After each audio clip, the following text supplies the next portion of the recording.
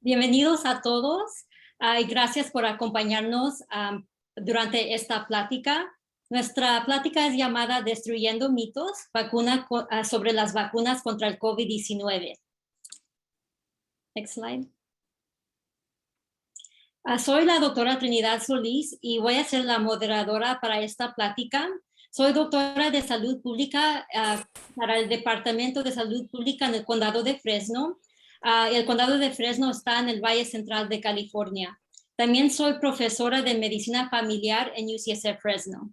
Antes de empezar, quiero decirles unas cosas importantes. Este foro será 1 hora y 15 minutos. Por favor, escribe sus preguntas en el cuadro de preguntas y respuestas que dice Q&A. Yo voy a estar monitoreando estas preguntas y vamos a intentar de darles respuestas a estas preguntas, a las preguntas que se están haciendo frecuentemente. Y finalmente, la grabación se enviará y publicará la próxima semana en el sitio web www.nhmamd.org.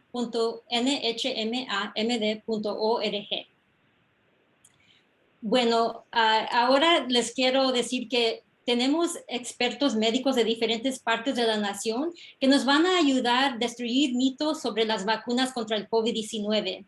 Este tema es muy fundamental porque sabemos que las vacunas salvan vidas. Y les quiero decir a los panelistas que por favor, si se pueden presentar a sí mismos, nos pueden decir su nombre, su título y dónde trabajan. Empezando con el doctor Correa. Muchas gracias, doctora Solís. Mi nombre es Ricardo Correa, soy endocrinólogo, trabajo en Phoenix, Arizona, para la Universidad de Arizona en Phoenix y para el Hospital de Veteranos. Es un gran placer estar aquí compartiendo sobre este importante tema. Gracias, doctor. Y ahora si nos puede introducir el doctor Cornejo. Muchas gracias por la invitación. Mi nombre es Cristian Cornejo. Yo soy un pediatra.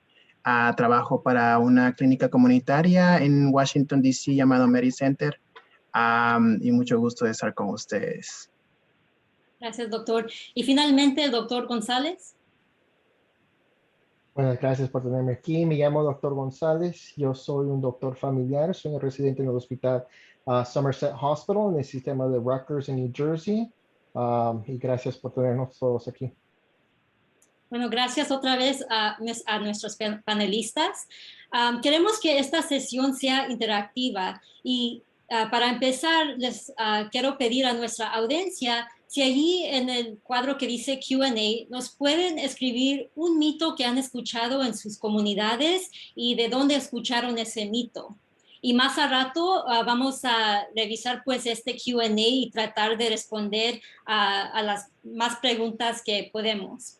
Para empezar, ya tenemos unos mitos preparados y por favor a los doctores que si pueden platicar sobre el mito y también pues destruir ese mito y darnos los datos. Sabemos que decidiendo de vacunarse es una decisión personal, pero le avisamos que hagan esa decisión pues basada en los datos. Para empezar, esta pregunta es para el doctor Correa. La pregunta es, la vacuna de COVID-19 se creó muy rápidamente. ¿Qué tan efectiva es la vacuna para protegerme contra el COVID-19? ¿Qué pasa con la protección contra la variante Delta? ¿Se puede confiar en la seguridad de la vacuna, doctor? Muchas gracias, doctora Solís. Vamos a empezar un poco porque hay varias preguntas en todo esto. Primero es definiendo que la vacuna se creó rápidamente. Y esto en sí no es cierto.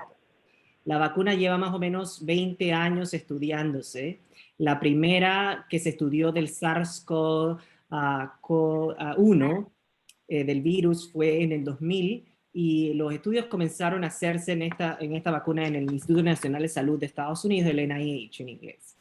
Entonces, si vemos la tecnología que se implementó en esta vacuna, es una tecnología que lleva, como le dije, casi 20 años estudiándose, o más de 20 años estudiándose, y lo único que se hizo en esta vacuna fue agregarle el último pedazo, que fue entonces el nuevo virus, que es el SARS-CoV-2, entonces, que fue el que inició en el 2019, noviembre de 2019, que se empezaron a reportar los casos.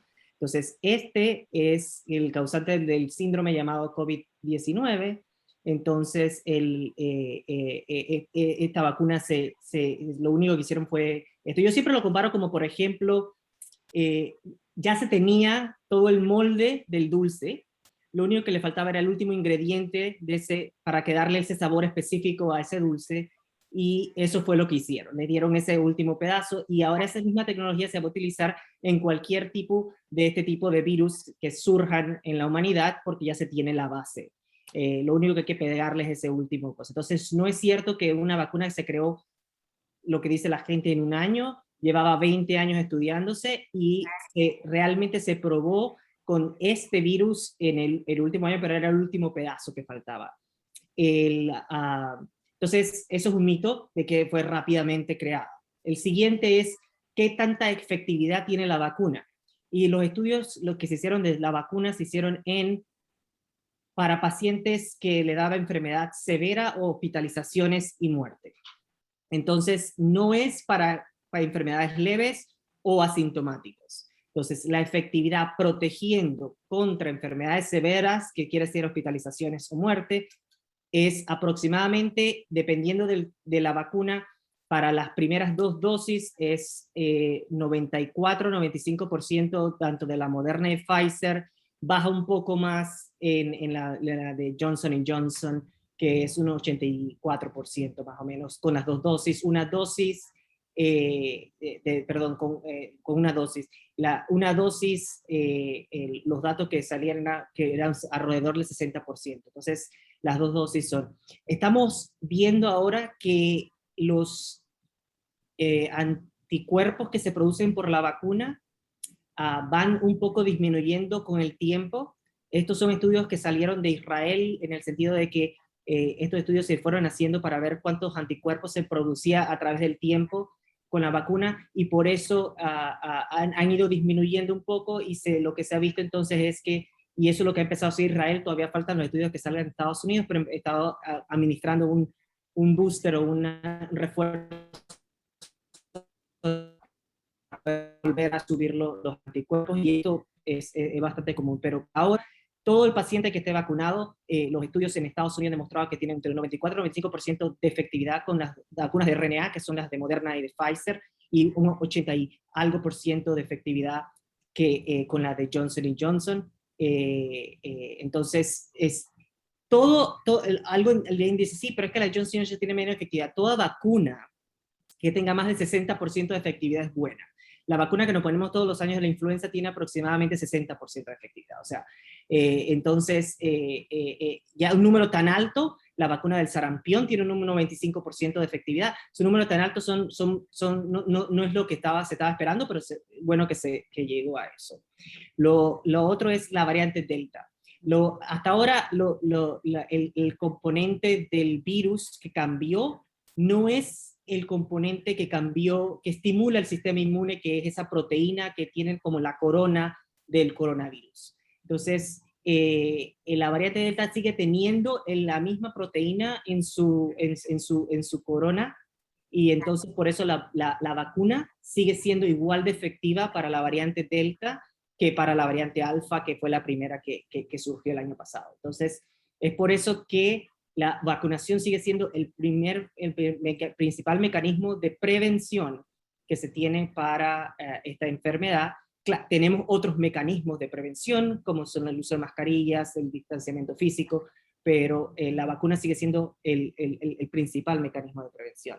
Entonces, y tanto para la variante Delta, que es la que ahora en Estados Unidos está predominando, todavía sigue siendo el mismo virus, no ha mutado. El gran problema, es lo que tenemos miedo, es que, porque mucha gente no se ha vacunado, se combine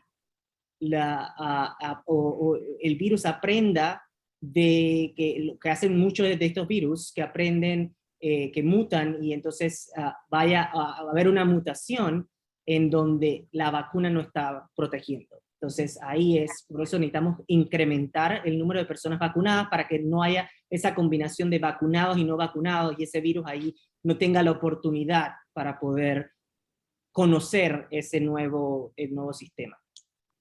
Gracias por esa explicación, doctor Correa. Como dijo el doctor, para evitar que más variantes pasen, tenemos que vacunarnos. Y otra pregunta, doctor Correa, para usted. ¿Cómo siguen contrayendo COVID-19 las personas vacunadas? En inglés esto se llama breakthrough cases. ¿Significa que la vacuna no trabaja? Claro, es una excelente pregunta. Lo primero que tenemos que ver es cuántas personas vacunadas han contraído la enfermedad comparado con las personas que se han vacunado. Y esto ha sido aproximadamente 0.00004%. Entonces es muy, muy pequeño. Y acuérdense que nosotros dijimos que tenía 95% de efectividad, 94-95% de efectividad. Todavía existe un 5-6% de cosas. Y en medicina no hay nada 0 o 100%.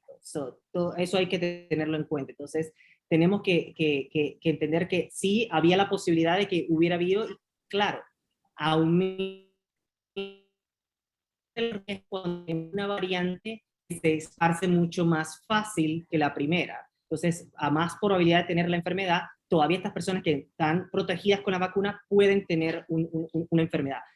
Pero lo que se ha visto en los hospitales es que los que están en los hospitales, 99.9% de ellos son personas no vacunadas. O sea, digámosle que 0.1% es una persona vacunada. Muy raramente uno puede ver en el hospital un caso que sea de una persona vacunada que llegue al hospital. Y eso es lo que quería prevenir la vacuna. Los principales casos que se ven, las personas que tienen la vacuna lo que van a tener es una enfermedad asintomática o síntomas mínimos. Porque como les dije al principio, lo que los estudios midieron fue enfermedad severa.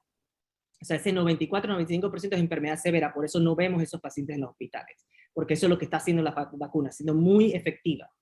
El problema es que puede haber unos casos, porque no se midieron en las cosas, que sean enfermedades leves, que por la contaminación tan alta que existe en estos momentos con la variante Delta. Pero esto no significa que la vacuna no es efectiva, porque si vemos, les repito, lo que vemos en los hospitales es que el 99.9% de los casos que se ven hospitalizados ahora mismo son, y lo publicó el CDC, son de personas no vacunadas. Entonces, las personas vacunadas muy bajo riesgo de poder tener la enfermedad y todavía muchísimo menos riesgo de poder entonces quedar hospitalizados. Gracias por esa respuesta, doctor. Ahora, otra pregunta, este es para el doctor González. Si ha tenido COVID-19, ¿todavía se necesitan vacunarse? Entonces, esa es una buena pregunta porque yo tengo bastantes pacientes que tienen esta pregunta. Entonces, lo que sí sabemos es cuando una persona está infectada con el COVID y se recupera, tiene los anticuerpos circulando en su sistema de la infección. Como estaba diciendo anteriormente, es que no sabemos por cuánto tiempo estos anticuerpos van a durar. No sabemos a qué niveles van a estar tan efectivos para proteger a una persona de la infección si se infecta de nuevo. Bastante de la información que está saliendo ahorita estamos aprendiendo nuevamente. Y eso es lo que siempre tratamos de cuidar, porque bastante de esto es prevención. Y lo que están enseñando, como están diciendo los estudios de Israel y todo eso, que las anticuerpos de las de la vacuna que están creados, por ahorita estamos viendo que duran más tiempo de las anticuerpos de que están de una persona de una infección. ¿Cuánto tiempo van a durar? Eso todavía estamos aprendiendo. Hay estudios que están enseñando ahorita que la vacuna todavía 8 meses, 10 meses después que una persona está vacunado, todavía tienen los anticuerpos en niveles significativos que puede ayudar para prevenir una infección grave. Porque eso es lo que estamos tratando de hacer con la vacuna, es prevención.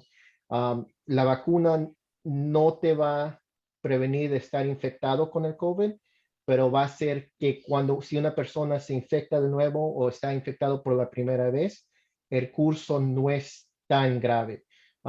Entonces, aunque una persona ha recuperado del COVID, aunque la persona todavía tiene el anticuerpo, la respuesta corta que yo siempre le digo a mis pacientes es que sí, si puedes, si tienes la opción de ponerte la vacuna y no, y que yo siempre les digo a mis pacientes que lo pongan. Lo que hemos notado yo personalmente en el hospital, porque primeramente cuando pasó el COVID, estamos en capacidad como 84% del hospital que yo trabajaba estaba con personas infectadas de COVID. Hicimos nuestro ICU, tuvimos que hacer más cuartos, tuvimos que hacer otros pisos, improvisar como al último tiempo, porque la infección del COVID es bien grave. Y lo que estamos viendo ahora, especialmente en nuestro hospital, porque el área donde estamos, han vacunado bien bastante personas, han tomado la vacuna, han tomado la decisión de vacunarse. Las personas que vienen infectados no son tan graves. De repente están ahí, necesitan unos días de oxígeno nada más y de ahí se van a la casa. Ya no tenemos tanto que pacientes que están intubados en la sala grave ahí, y eso es lo más importante, es de prevenir la infección grave, y eso es lo que nos ayuda aunque una persona haya estado infectado con el COVID. Gracias, doctor González. Sí, ahorita estoy monitoreando el chat y sí hay preguntas de lo que usted ahorita dijo. Hay una pregunta que dice, como cuánto tiempo deben de esperar después de que tuvieron COVID. Unos dicen que fue hace unos meses, o ¿tiene una recomendación para eso? Bueno, anteriormente recomendaban 3 meses de una persona que tuviera la infección hasta que se le ponga la vacuna. Eso fue más porque queríamos vacunar a bastante personas y no teníamos tantas vacunas que todavía estamos creando. Ahora ya no se tiene que esperar tiempo, aunque una persona, normalmente dejamos la persona que se sane, que se cure, y ya cuando se están sintiendo mejor, ya le estamos recomendando que ya se puede tomar la vacuna. No hay tanto tiempo para esperar. Gracias, doctor. Y una excepción aquí dijo una miembro pues, de la audiencia que ella tuvo COVID en diciembre y le pusieron plasma el tratamiento, y por eso si recibieron ese tratamiento deben de esperar 90 días, pero si no han tenido ese tipo de tratamiento, ¿verdad, doctor González?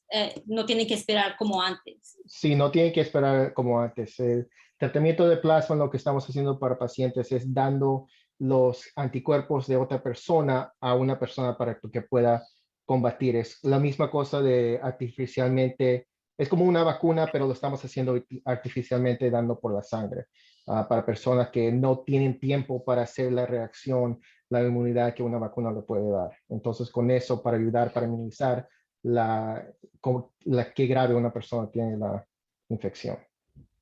Gracias. Bueno, otra pregunta para usted, doctor González. ¿Se consideró mi raza o mi demografía cuando se crearon estas vacunas? Entonces, esta es una pregunta como con bastantes implicaciones.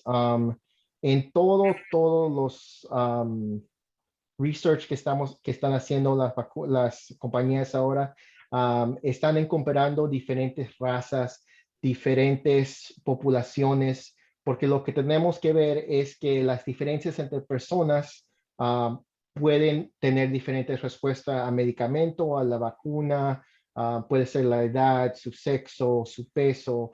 Por eso, todo eso tomamos la información de una persona cuando le dan la vacuna de COVID. No es que le estamos tratando de hacer como tracking de personas, solamente necesitamos esa información para ver los trends de las diferentes reacciones que personas pueden tener. Y yo sé que se hace difícil porque en la historia de medicina, en la historia americana, porque ahorita estamos hablando de América especialmente, ha habido la medicina y el gobernamiento no ha sido tan bueno con las poblaciones de minority. Los African American, la población ha estado bien afectado por eso. No sé si personas conocen el Tuskegee Trials, que anteriormente pasó, que bastante de eso puso falso al gobernamiento, a la comunidad de medicina, porque con esas cosas hemos hecho, el gobernamiento de la medicina ha hecho más daño a las personas, a esas comunidades, comparado a las comunidades como blancos, las comunidades americanas que están ahí. Pero ahora, que los research que yo estaba viendo, bastantes de los studies que están haciendo tienen 25% de la población ya es hispánico o latino. Entonces están tratando de incorporar eso para tratar de hacer una vacuna que va a ser buena para todos o para ver qué población va a tener reacción o no tiene reacción a cosas. Gracias, doctor. Y esta otra pregunta es para el doctor Cornejo, que es un pediatra. Esta pregunta es, ¿mis hijos también necesitan vacunarse, doctor? Y también si soy joven, como menos de, o si tiene como 20 a 30 años, ¿también necesitan vacunarse si no tienen condiciones crónicas? Muy buena pregunta. Que ahorita la vacuna está aprobada en niños de 12 y más. Así que sí, cualquier niño que tenga 12 años o más, incluyendo los jóvenes, podemos recibir la vacuna. Es una situación muy importante que nos vacunemos, porque de esa manera no hay virus circulante, y si no hay virus circulante, no hay la habilidad del virus de mutar. Y si no muta, no vamos a tener dificultad para que la vacuna funcione bastante bien. Esa es la respuesta. ¿Y qué mensaje, doctor Cornejo, para las personas de 20, 30 años que dicen, oh, estoy en bien salud, no necesito la vacuna? Ya, y lamentablemente eso sí es cierto. Los jóvenes, los que somos todavía jóvenes, pensamos que todavía somos muy fuertes y que nada nos va a pasar. Y lamentablemente estamos viendo gente joven que hace mucho ejercicio, también enfermándose y también terminando en el hospital si no están vacunados. Así si uno es joven o uno tiene ya su edad, definitivamente es muy importante la vacunación. Sí. Y doctor Cornejo, también estamos mirando ya casos de la Delta, ¿verdad? En jóvenes y... Exactamente, en cualquier persona que no está vacunada, la Delta es bastante contagiosa comparada con las otras variantes. Estuvimos viendo de que en el verano los casos comenzaron a bajar, ya que había mucha gente vacunada. Y lamentablemente hubo esta variante que es más contagiosa. Entonces, y la gente vacunada es la gente que no está vacunada es la gente que está enfermándose, lamentablemente. Entonces, una más razón para la vacunación. Gracias, doctor. Y otra pregunta. Una cosita, si puedo poner Sí. para las personas jóvenes también, una cosa bien importante de pensar es que la vacuna no es solamente para la persona. Sí, yo he visto bastantes casos que jóvenes, 20, 30, se han infectado con el COVID. Ellos estaban bien, pero ellos infectaron a su familia, ellos infectaron a sus abuelos, y mamá y papá, hermanos, y ellos mismos, los resultados no fueron buenos. Entonces, eso es algo importante también de considerar para ponerse la vacuna, si eres joven o piensas que no estás a riesgo. Ya. Como no hay vacuna, si puedo mencionar, como no hay vacuna para niños menos de 12 años, si yo me enfermo, no estoy vacunado, me enfermo, también voy a contagiar a mis hijos. Entonces, como dice el doctor González, yo voy a proteger a mi familia si es que yo me vacuno, especialmente los niños menos de 12 años, porque no hay vacuna todavía. Buen punto, doctor. Y otra pregunta para usted, doctor Cornejo. Si mis hijos o yo estamos vacunados, ¿necesitamos seguir usando una mascarilla? Ya, la gente vacunada puede comenzar a hacer muchas cosas que hacíamos antes de la pandemia. Al mismo tiempo, la recomendación es básicamente debido a la variante Delta. La gente tiene que seguir usando máscaras, especialmente cuando estamos dentro de ambientes cerrados especialmente. También en situaciones donde hay transporte público, el avión, los buses, el tren, hay que usar la máscara. La máscara es para protegernos nosotros y para proteger los demás. Debido a que hay un pequeño número de personas vacunadas que pueden enfermarse, también pueden ser contagiosas. Entonces, muy importante usar la máscara en esas situaciones. Lamentablemente la gente vacunada también puede contagiar. La cantidad de virus que hay en el sistema es parecido a la gente no vacunada. Entonces, ya, tenemos que usar las máscaras en ciertas situaciones. En situaciones donde hay ambientes abiertos, el riesgo es mucho, mucho más bajo. De todas maneras, hay que evitar situaciones abiertas donde hay mucha, mucha gente. La gente tiene que usar mascarillas si hay ambientes abiertos y donde hay mucha gente. Pero de nuevo, mientras estemos con esta variante que es bastante contagiosa, la recomendación es de usar mascarillas en ambientes cerrados principalmente. Gracias, doctor. Y ahora voy a tomar... Doctor, si puedo agregar al doctor Cornejo, algo que es bien importante hoy y ahora más que está empezando la época de escuelas. Como sabemos, como el doctor Cornejo mencionó, las vacunas solamente están aprobadas para mayores de 12 años. Entonces, ¿qué pasa con los niños menores de 12 años? Que van a entrar, que ya están en la escuela o que van a entrar pronto a la escuela. Entonces, es muy importante el uso de mascarillas en esto y entrenarlos a los niños para que utilicen las mascarillas. Entonces, educarlos, toda educación viene desde la casa. Entonces, educarlos en la casa cómo se utilizan las mascarillas para que cuando vayan a la escuela no se las quiten. Y la transmisión no vacunados, que van a ser los niños menores de 12 años, puede ser bastante alta. En ciertos lugares donde ya se entraron a las escuelas se han visto varios casos de enfermedades no severas de niños, pero se han visto casos, entonces, y se transmite mucho más fácil. Si todos nos recordamos, en las escuelas es un caldo de cultivo. Todo el mundo se intercambia gérmenes, y esto era antes del COVID-19, imagínense con una variante que es tan contagiosa como lo es el sarampión. Entonces, entonces la mejor recomendación es a esos niños educarlos y que utilicen las mascarillas. La mascarilla está recomendada en niños más de 2 años para arriba, niños menos de 2 años por el problema de sofocación de la máscara no se recomienda. Y por supuesto usar la mascarilla no en la boca, sino cubriendo la nariz y la boca. En la boca o en el cuello, en la frente no funciona. Entonces hay que usar apropiadamente la mascarilla. Gracias. Ahora voy a tomar una pausa y voy a preguntarles unas preguntas de pues, nuestra audiencia. Ahorita que estamos platicando de niños, esto no es un mito, pero pienso es una buena pregunta. Y esta se lo voy a dar al doctor Correa. ¿Qué está pasando con los niños pequeños? ¿Por qué están tan vulnerables ahora? Cuando empezó la pandemia casi no se estaban enfermando tan gravemente. ¿Por qué ahora los casos pues, en los hospitales están aumentando en los niños? Sí, muy buena pregunta. Y es lo que pasa es que al inicio de la pandemia el año pasado, como dijo el doctor González, poco a poco estamos conociendo más del virus. Entonces, al inicio de la pandemia, quienes eran los más predispuestos a enfermarse eran las personas de mayor edad, personas que tenían alguna predisposición médica, enfermedad crónica principalmente.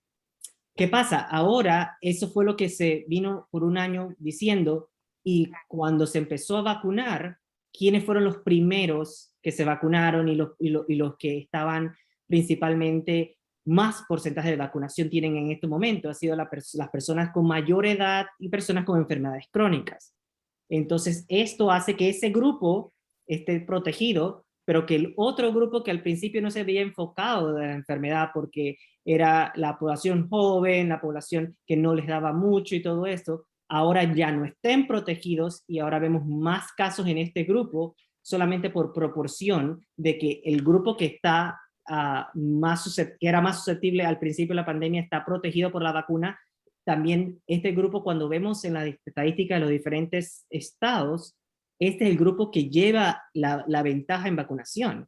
Cuando no vemos las personas mayores de 40, 50 años, siempre tienen más de 60% de vacunados, más de 70% de vacunados. Lo comparamos con las personas menores de 20 años que tienen 25% de vacunados, 26% de vacunados. Entonces, una gran proporción de la gente más joven está siendo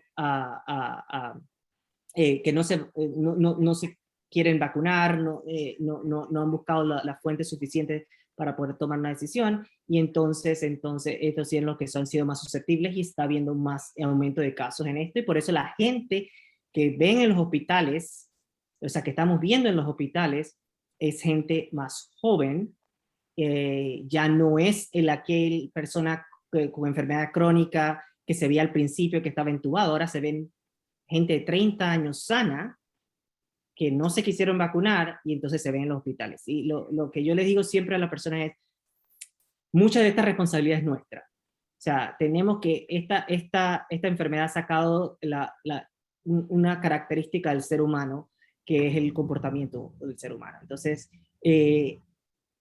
si queremos proteger a los otros, tenemos que empezar vacunándonos. Y la forma más fácil es, pídanle un día a algún médico cerca de su hospital que les lleve a los hospitales para que vean lo que está pasando. O sea, la gente vieja ya no se está enfermando, se está enfermando la gente joven que no está vacunada. Y es crítica ahora continuar más el esfuerzo en el promover la vacunación en gente joven. Porque si no, como dice el doctor Cornejo, se van a mezclar los virus y vamos a tener una nueva mutación que ni los vacunados entonces vamos a estar protegidos. Entonces, eso es lo que no queremos llegar. Y mucha de la responsabilidad ahora mismo está en la gente joven, y esa es la gente que tenemos que llegar. Gracias, doctor. Doctor. Y lo otro también tenemos que recordar que nuestro comportamiento ha cambiado comparando al año pasado, ¿cierto? El año pasado estuvimos en casa, encerrados, limitando nuestra salida, cuidando a nuestros niños, probablemente lavándonos más las manos, teniendo más cuidado. Ahora, como hay gente más vacunada, ya podemos salir, podemos hacer cosas. Entonces, nuestro comportamiento ha cambiado. Los niños están jugando en el parque, están interaccionando, ya yendo a las casas de los amigos. Lamentablemente, debido a que hay gente no vacunada enfermándose, ese es el momento en los cuales nuestros niños están enfermando. Y por eso es que pareciera que estamos viendo más niños. No es que el virus sea más fuerte ni nada, sino nuestro comportamiento como ser humano ha cambiado. Todo esto sería una situación diferente si es que todos nos hubiéramos vacunado. Entonces, no habría tanto virus ahorita entre los niños, ¿no? Gracias. Y esta pregunta, otra vez de la audiencia, se la voy a dar al doctor González. Como doctor de medicina familiar, mira pacientes pues con condiciones crónicas como diabetes, cosas así. Hay una pregunta que dice, ¿qué consejos le dará a alguien que tiene condiciones crónicas como así o su sistema inmunológico es más débil? ¿Se deben de vacunar esas personas? Por supuesto. Esas son las personas que están más a riesgo de tener complicaciones de la enfermedad de COVID cuando lo tienen.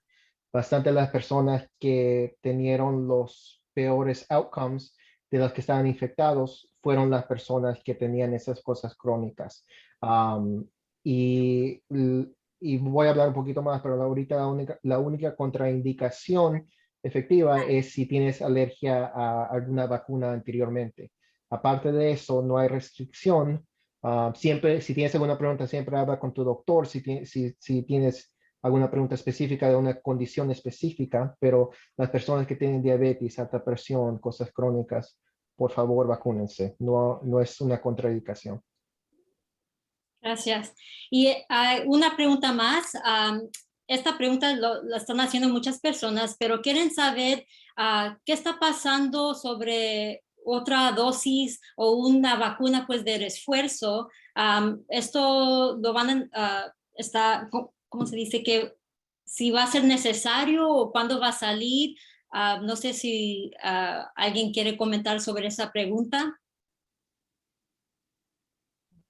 Bueno, es una muy buena pregunta, y es algo que, como el doctor González mencionó, las decisiones que tomamos en el área de la ciencia tienen que ser basadas en evidencia. Entonces, todos estos procesos en los cuales se decide cuántas vacunas se van a poner, si hay que hacer un refuerzo, todo dependen de los ensayos clínicos que se hagan en los seres humanos. Entonces, sabíamos que la vacuna del Pfizer y Moderna requería de 2 dosis por eso, y comenzaron cuando se empezaron a hacer los primeros estudios clínicos. Hasta ahora, esas personas que se involucraron en los primeros estudios, se les sigue siguiendo y se les sigue midiendo cada 3 meses esa cantidad de anticuerpos para ver si la vacuna sigue produciendo la misma cantidad de anticuerpos a medida del tiempo. Los últimos datos que han demostrado que hasta 8 meses de seguimiento, 8-9 meses de seguimiento, todavía la persona continúa produciendo la misma cantidad de anticuerpos, y entonces hasta ahora la evidencia que se ha producido en Estados Unidos todavía no ha indicado que requeríamos un refuerzo. Esto no significa que no vaya a pasar. Las predicciones más o menos que se escuchan, pero todo esto tienen que al final basarse en evidencia. ¿Y por qué son predicciones? Porque han pasado en otros estudios, en otros ensayos, en otros lugares, como en Israel, como les mencioné, se han dado cuenta de que después de cierto tiempo la cantidad de anticuerpos disminuye y que es necesario un refuerzo, como lo tenemos con muchas vacunas, la vacuna del tétano que tenemos que ponernos cada 10 años y todo eso, para poder otra vez estimular al sistema inmune y que vuelva a tener esa misma cantidad de anticuerpos. Hasta el momento no se puede decir. Los datos, la empresa Pfizer está presentándolo ante la FDA. La FDA va a analizar los datos y va a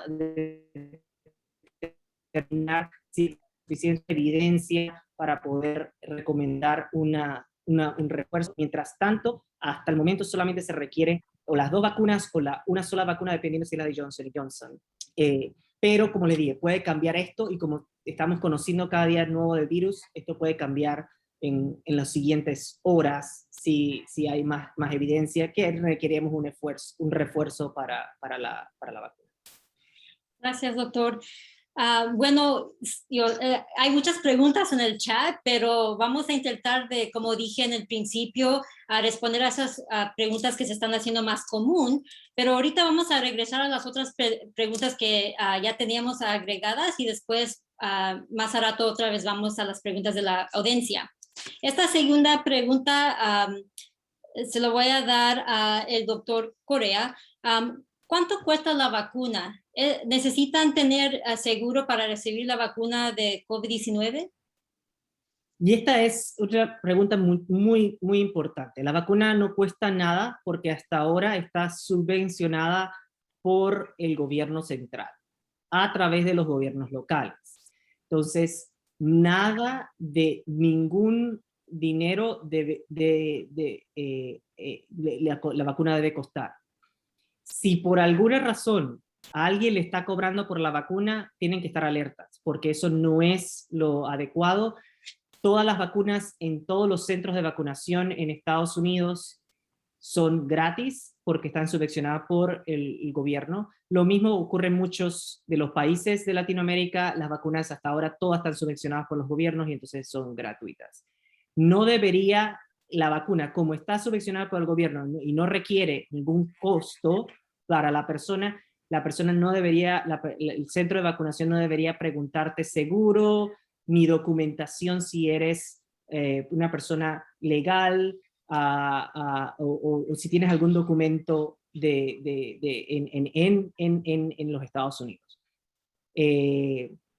Posiblemente la única pregunta que te deben hacer es la edad, y principalmente es para saber qué tipo de vacunas te tienen que poner, porque si tienes más de 12 te pueden poner la de Pfizer, pero todavía la de Moderna es más de 18 y la de Johnson & Johnson es más de 18. Entonces, la única es la fecha de nacimiento, pero ningún lugar que esté preguntando seguro, identificación o que te preguntando aseguranza es confiable, y es inmediatamente la recomendación es denunciarlo al Departamento de Salud de su estado.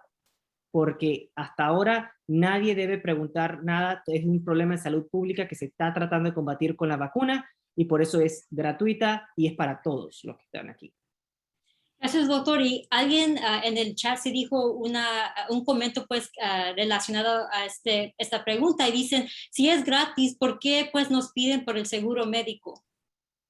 No deberían, eso lo comenzó haciendo ciertas cadenas de farmacias que comenzaron a pedir seguro médico porque pensaban que en ese momento iban a poder tener un reembolso también del seguro médico.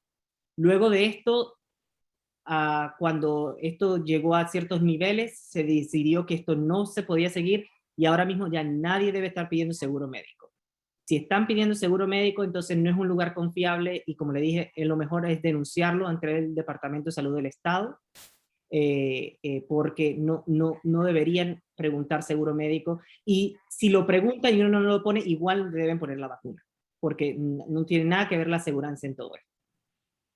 Gracias, doctor. Y sí quería también platicar pues sobre eso, porque donde yo estoy en el condado aquí en Centro California, a veces sí preguntan para el seguro, pero si no tienen seguro todavía le dan la vacuna. O sea, a veces la aseguranza, esas clínicas tratan de agregar fondos pues de la aseguranza, pero si no tienen, todavía le deben de dar la vacuna.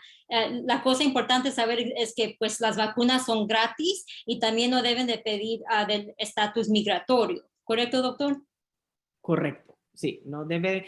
Y si lo está pidiendo, entonces no vayan a ese lugar. Yo siempre digo, confíen en sus clínicas comunitarias,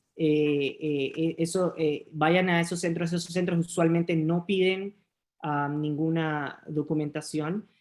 Nosotros llevamos vacunando desde, desde hace 4 o 5 meses y, o sea, no pedimos ninguna.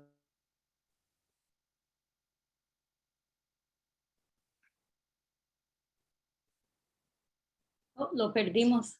No sé. Ok, sorry, lo perdimos ahí un momento, doctor. Pero sí oímos la pregunta, gracias. Y ahora la segunda pregunta, otra pregunta para el doctor González. ¿Qué tipo de efectos secundarios puedo esperar al recibir una vacuna de COVID-19? ¿En recibir la vacuna COVID-19 me dará el virus de COVID? Oh, está en mute. Disculpa.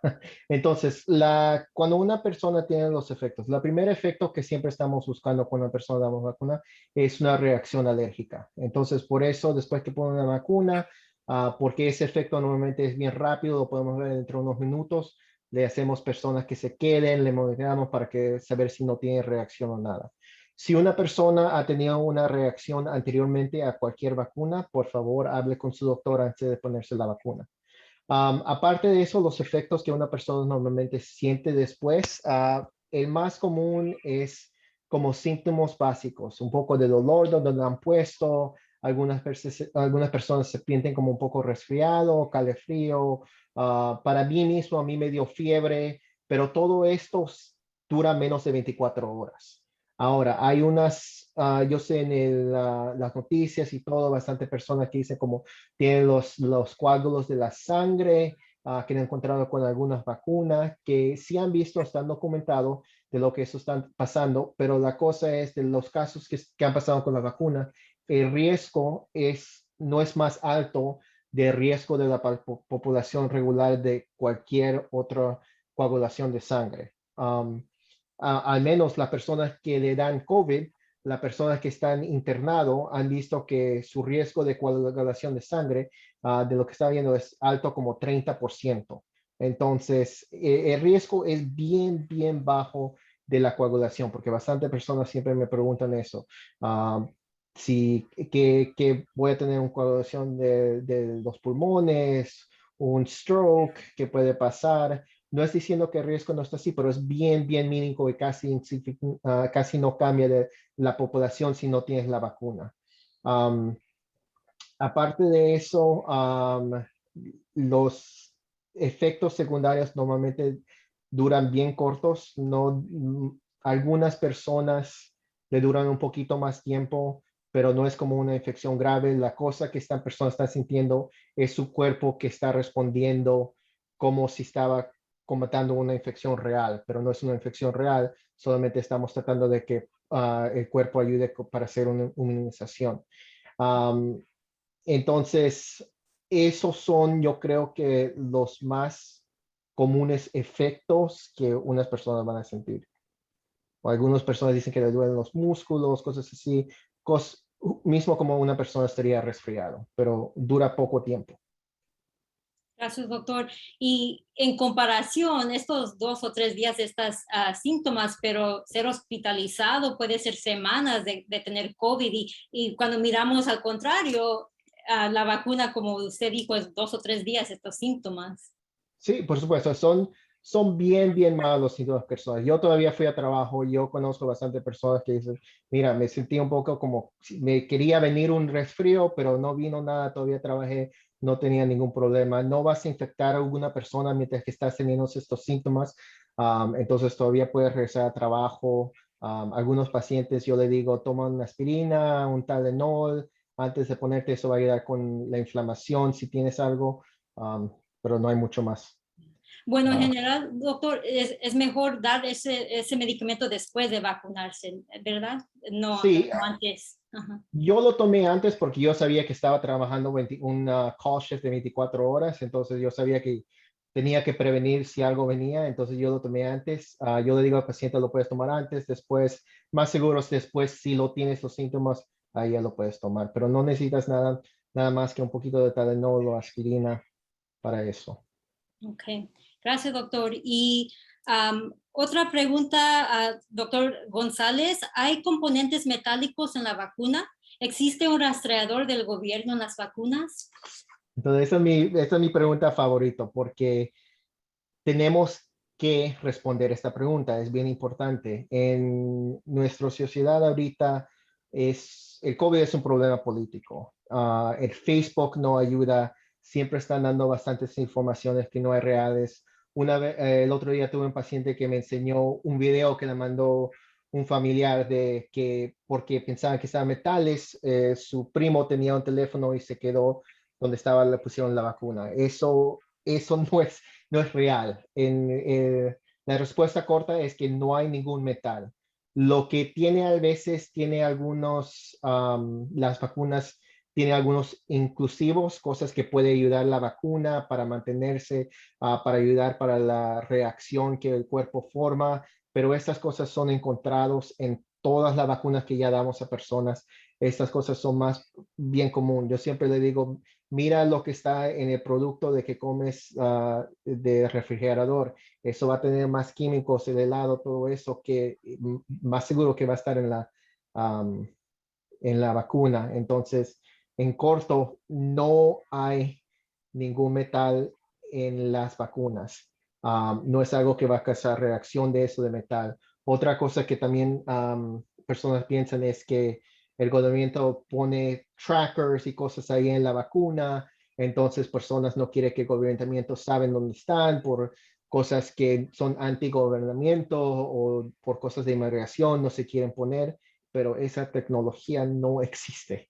He tratado de buscar porque siempre es una pregunta que viene en conversación, pero la tecnología no existe en primera y no creo que las personas comunes son tan importantes que el gobernamiento quiere saber qué está pasando. Eso no es algo que es verdadero, pero es algo que siempre personas preguntan, bastante personas dicen, vi este video, me dijo mi primo, me dijo pero esas no son cosas reales y tenemos que tener bastante cuidado de dónde recibimos la información. El Facebook no es un buen sitio. Tenemos bastantes profesionales en este mundo, en este país, de donde podemos sacar la información. Pero siempre, si no piensas que es real, haz el research, pregunta, hay bastante información afuera para ayudarte para hacer esas respuestas también a personas. Gracias, doctor. Y esta próxima pregunta es para el doctor Cornejo. ¿Puede la vacuna COVID-19 afectar la fertilidad en hombres y mujeres? No hay ninguna evidencia de que la vacuna causa infertilidad. No sé si alguno de mis colegas que ven adultos pueden contribuir a esa respuesta, pero No no hay hay evidencia. no hay ninguna información, no hay ningunos estudios, nada que enseñe eso. Y aparte, los estudios, muestran lo opuesto. Hay estudios que se hizo la Sociedad Americana de Urología analizando semen de los hombres, donde no se demostró ningún decremento en la producción, y también la Sociedad Americana de Ginecología Obstetricia publicó datos de resultados sobre pacientes que estuvieron en los ensayos y que no hay ninguna disminución, no hay aumento en el riesgo de afectación en la fertilidad en esto. O sea, entonces, en hombres y mujeres es seguro. Lo importante es entender que la vacuna no tiene la metodología para poder infiltrar el material genético de la célula que se llama DNA. No tiene la capacidad. La biología básica nos dice que el del DNA, que es el material genético, sale un mensajero que va a producir esto en otros órganos de la célula, lo que se llama proteínas. Entonces, ese mensajero es el componente de esta vacuna. No es el material genético, y ese mensajero no puede regresar a ese material genético y cambiarlo. Entonces, por eso la fertilidad no está por ningún lado afectada. Gracias, doctor. Y también en esta área similar hay preguntas sobre si las mujeres embarazadas si se deben de vacunar y si están dando como amamanteando pues a sus niños. Yeah. A ver, ¿quién quiere contestar? ¿Doctor Cornejo? Ya, definitivamente las mamás embarazadas definitivamente son excelentes candidatas para la vacuna, para protegerse ellas. Y se ha visto también que durante el embarazo los anticuerpos pueden pasar hacia el bebito que está dentro de ellos y les da cierta protección cuando salgan. Y lo mismo con la lactancia materna. Como sabemos, la mamá está pasando mucha nutrición y también está pasando los famosos anticuerpos que ellos han desarrollado toda su vida contra otras enfermedades. Lo mismo pasa con, se está viendo reportes de que las mamás vacunadas están pasando los anticuerpos que ellas han producido debido a la vacuna a través de la leche materna. Tengo muchas mamás que se me preguntan, de 2 meses mi bebé tiene, tengo miedo de ponerme la vacuna, me la puedo poner ahora, no me la puse cuando estaba embarazada, no hay ningún problema. Nuevamente, la vacuna no está introduciendo el virus dentro del cuerpo, solamente hace que uno pueda producir las defensas, y eso es lo que uno está pasando a los bebés a través de la leche materna. Así sí, no hay ningún problema. Gracias. Una cosa también que quiero decir es porque yo sé que ese es un tema bien sensitivo para pacientes. Yo veo bastante mamás, personas que están planeando para para tener hijos. Si ustedes por cualquier cosa, como dijo el doctor Cornejo, está bien sé que se pongan si están embarazadas, pero si hacen la decisión que no se quieren vacunar mientras que están embarazadas, por favor, esposos, familiares que están junto a la persona, vacúnense porque pueden protegerse así a las mamás si ellos no se quieren vacunar ahí mismo. Gracias, doctor. Okay. Y otra pregunta para el doctor Cornejo. Esta pregunta es, ¿las vacunas de COVID-19 pueden alterar mi ADN? Así nos puede explicar un poco sobre tecnología de las vacunas.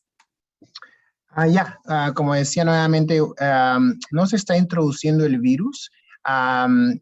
Como estaban explicando mis colegas, lo que uno está introduciendo, la tecnología es un poquito diferente. La Pfizer y la Moderna usa el RNA mensajero que se llama, mientras la Johnson & Johnson y otras vacunas en otros países usan la tecnología viral, un virus atenuado que se llama. Y lo que hace la vacuna introduce este RNA mensajero, que lo que hace es, al entrar dentro del cuerpo, dentro de la célula, y nuestra célula comienza a producir las proteínas, que son los anticuerpos, que son los que nos están protegiendo. De nuevo, no es el virus que se está introduciendo dentro del cuerpo, es muy importante recordar. Y la otra tecnología de la Johnson & Johnson, que es la de virus atenuado, también es bien parecido. Se usa un virus que no causa ninguna enfermedad, que tiene el ARN mensajero y la célula produce los anticuerpos internamente. Gracias, doctor. Bueno, ahora voy a mirar aquí en el chat y las preguntas de la audiencia, y les voy a decir unas preguntas aquí. Esta es una pregunta, se lo voy a dar pues al doctor González. Y esta pregunta yo también lo estoy oyendo aquí en el Valle Central de California. Y es sobre si nos pueden explicar un poco más de qué quiere decir que las vacunas están aprobadas de emergencia, autorización de emergencia. Y si alguien quiere esperar hasta que sean aprobadas, ¿qué consejos le daría a esa persona? Entonces, las vacunas, las medicinas, todo lo que utilizamos en la sala de operación, en la oficina, especialmente las vacunas y la medicina, van por un FDA approval y toma tiempo para asegurarse. Entonces, durante este tiempo, ellos hacen experimentos básicos, de ahí comienzan a especificar población, de la población hace un poco más grande y se van haciendo más grandes. La cosa que ellos quieren ver es que cuando le dan esta medicina, vacuna a la población, que tenga los mínimos efectos posibles. La cosa es bastante de las cosas que para tener el approval del FDA es del gobernamiento, que ellos quieren que para la población minimice el riesgo, entonces quieren que vaya bastantes cosas para hacer bastante repetición de studies, bastantes la población, como hay bastantes efectos para hacer eso. Entonces, lo que hace la situación de emergencia no es que no hay ninguna protección para personas, no están mirando como que, no, que solamente le dejan las farmacias que dejan y utilicen cualquier cosa, es que han minimizado algunas cosas que no son tan urgentes y tratan de, para emergencia, traerlo un poco más rápido. Todavía las cosas, la medicina, la vacuna están bien estudiados. Todavía hay bastantes experimentos y bastantes experimentos que siguen pasando, solamente que unas cosas, más cosas legales, están cortados, se han hecho más rápido y no toma tanto tiempo. Gracias. Y esa pregunta, si alguien está esperando a que sean aprobadas, ¿qué consejos le daría a esa persona?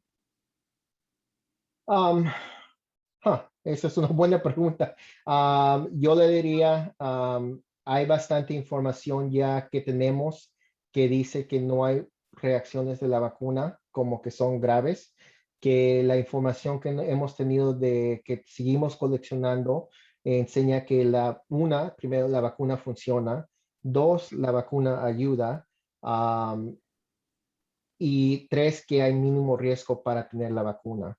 Entonces, yo pienso con la información que tenemos información para decir médicamente que la vacuna todavía no tenemos que esperar tanto tiempo. Esta, como el doctor Correa estaba diciendo anteriormente, esta tecnología no es nueva, no pasó por la noche. Esto ya estaba bastante tiempo pasando, solamente que no lo hemos puesto para uso porque no hemos tenido hasta ahora. Entonces, no es algo que solamente pasó de noche, ahora lo estamos utilizando, ya está bien estudiado, es bien efectivo, it's very safe. Entonces, yo le diría a esas personas que yo sé la reservación que las personas tienen, pero mi consejo sería de todavía ponerse la vacuna. Gracias, doctor.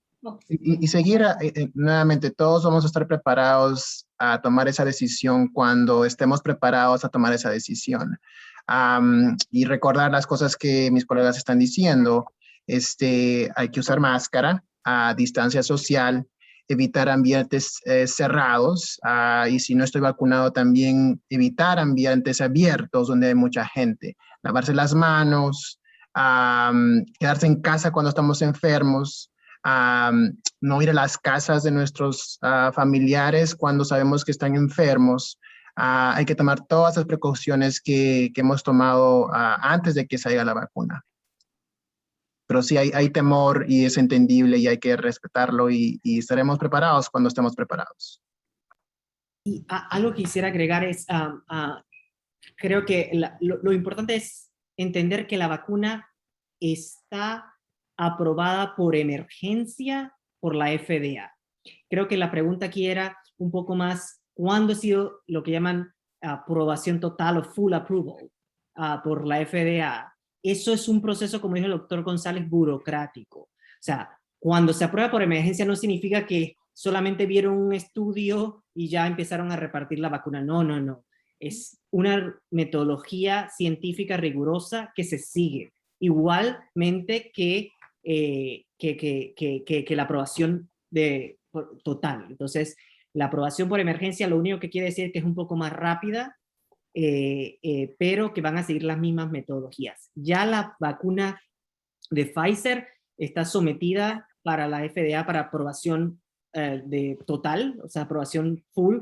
No significa que no ha sido aprobada ya, sino que ya fue aprobada de emergencia, ahora quieren la prueba. Y lo único que va a cambiar es que quizás sea un poco en la parte burocrática. Cuando tiene un full approval, lo que hace es que uno pueda mandar a que la vacuna sea mandatoria en ciertas situaciones, como lo pasa, por ejemplo, el personal de salud que necesita ponerse la vacuna de la hepatitis B.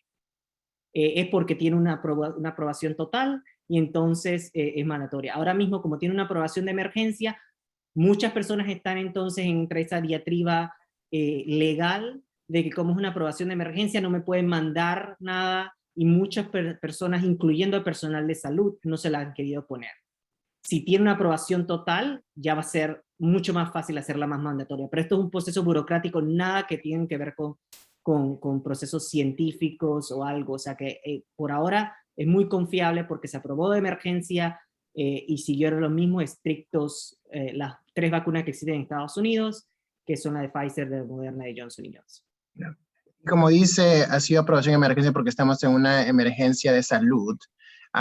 Lo que se determinó fue la eficacia y que son seguras. Y con esa información se puede aprobar de emergencia.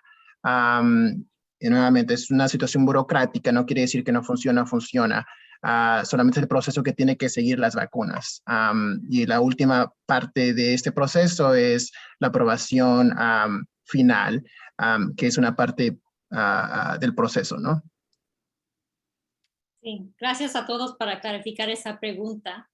Y esta otra pregunta es relacionada sobre los efectos, que es raro, pero el síndrome Guillain-Barré con las vacunas de COVID. ¿Alguien puede comentar sobre ese efecto?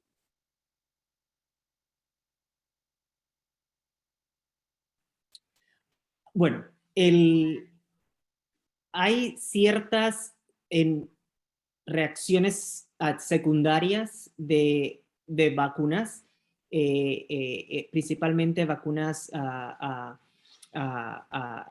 que se han demostrado en el pasado, y entre eso está el síndrome de Guillain-Barré, que se ha visto en personas muy pocos.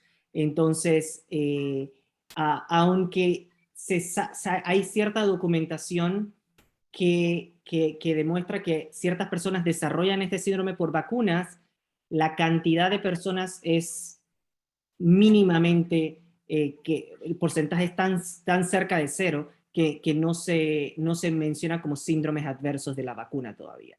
Entonces, se conoce que hay otras vacunas en el pasado que han demostrado pero es tan pequeño que son casos, reporte de casos que no llegan a un porcentaje que es relevante mencionar. Pero lo más importante es volver a reforzar el conocimiento de que la vacuna ya se ha puesto a más, aunque sea una dosis, a casi el 70%, más del 70% de la población en Estados Unidos. Estamos hablando de más de 200 millones de personas, y de esas 200 millones de personas, ¿cuánto han presentado reacción adversa? Se pueden contar en los cientos. O sea, cuando dividimos eso entre millón, es 0.60 y después un número después de eso. Entonces, es importante tener eso en cuenta. O sea, que la efectividad y la seguridad de la vacuna que se habían demostrado en estudios de ensayos clínicos, que eran unas personas un poco más limitadas, unos fueron de 30,000, otros de 40,000, cuando se vio a la vida real, que ya estamos hablando de millones de personas, se siguiendo lo mismo. Entonces, por eso la seguridad y la efectividad de la vacuna sigue siendo muy alta, porque en la vida real se vio demostrando lo mismo que se encontraron en los ensayos clínicos. Gracias, doctor. Y esta pregunta, otra vez de la audiencia, se lo voy a dar al doctor Cornejo. Dice, ¿por qué no se puede vacunar a los niños más pequeños? ¿Cuándo esperamos de saber, pues, cuándo se pueden vacunar a los niños? Y ahorita hay los ensayos clínicos para los niños después de la vacuna COVID-19. Sí, ahorita hay varios ensayos acá en los Estados Unidos. Normalmente el proceso siempre se empieza con la vacuna para los adultos. Una vez que ya se ha probado la eficacia en los adultos con las vacunas, recién pasamos a los niños. Entonces estamos en ese proceso. Adultos más de 18, luego aprobado más de 12, y los estudios ahora están haciendo en niños más pequeños. Crucemos los dedos. De repente va a tener a finales de este año donde van a probar las vacunas para niños más pequeños. Pero sí hay bastantes estudios ahorita pasando en todos los Estados Unidos y en el mundo, ¿no? Gracias. Esta pregunta se la voy a dar al doctor González. ¿Se pueden mezclar las vacunas? Por ejemplo, si recibí una dosis de Moderna, la segunda dosis puede ser de Pfizer. Yo no sé mucho información de este tópico. No sé si alguien más tendrá un poco más información específicamente o... Ahorita la recomendación es tratar de mantenernos con la misma. Si recibimos Pfizer, recibir Pfizer. Si recibir Moderna, recibir Moderna. Hay algunos estudios, especialmente en Europa, donde se están combinando, se están haciendo los estudios a ver cuál es la eficacia, básicamente debido a no que queramos hacerlo, sino debido a que hay más Pfizer, hay más Moderna y todas esas cosas. Aparentemente, los primeros resultados están mostrando de que hay buena protección cuando se combinan, pero yo si he recibido Pfizer, yo definitivamente prefería recibir Pfizer. Si no hay Pfizer, entonces pues una vacuna diferente puede ser una alternativa. Pero eso es lo que más información se está desarrollando con respecto a la combinación de dos vacunas diferentes, ¿no? Gracias. Y estoy totalmente de acuerdo con el doctor Cornejo con respecto a esto. Quizás en otros países fuera de Estados Unidos esto podría ser una pregunta, porque como dijo el doctor Cornejo, llega un lote de Pfizer hoy, mañana llega un lote de Moderna y esto. En Estados Unidos no tenemos ese problema. Tenemos las 3 vacunas aprobadas por la FDA y en los lugares van a haber o una o las 3. Entonces, si ya dentro de los Estados Unidos van preferiblemente usar la misma que nos pusimos al principio. Si es para familiares fuera de Estados Unidos, es la que hay en ese momento. Existe fuera de Estados Unidos, tenemos AstraZeneca, tenemos Sinovac, que es una vacuna que fabricada en Rusia, tenemos una vacuna fabricada en China y otras más. Entonces, fuera de Estados Unidos, la que haya es la vacuna que tenemos que seleccionar, y si hay que poner una segunda dosis y no hay de esa misma, pues habría que utilizar de la otra que haya. Entonces, en este caso, en Estados Unidos no tenemos ese problema, por eso siempre le digo a la gente lo bendecido que deben sentirse cuando aquí tenemos un exceso de vacunas y lo que tenemos el problema es que la gente no se quiere vacunar.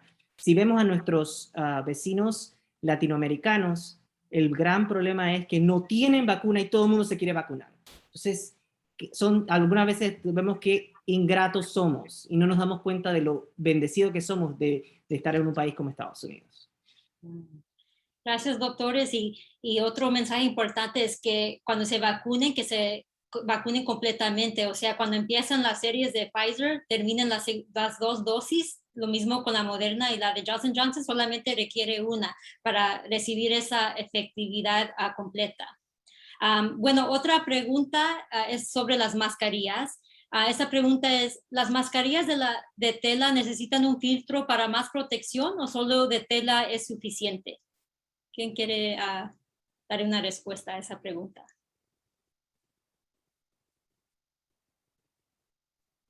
Bueno, yo puedo empezar y después mis compañeros continuar.